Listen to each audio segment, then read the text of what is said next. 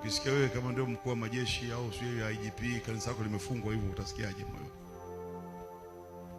Tumefupenda pale kanisa Katoliki tumefunga, msiingie wa Katoliki wote hapo.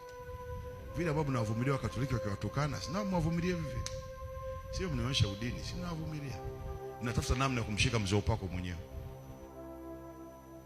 Si ndio jamani?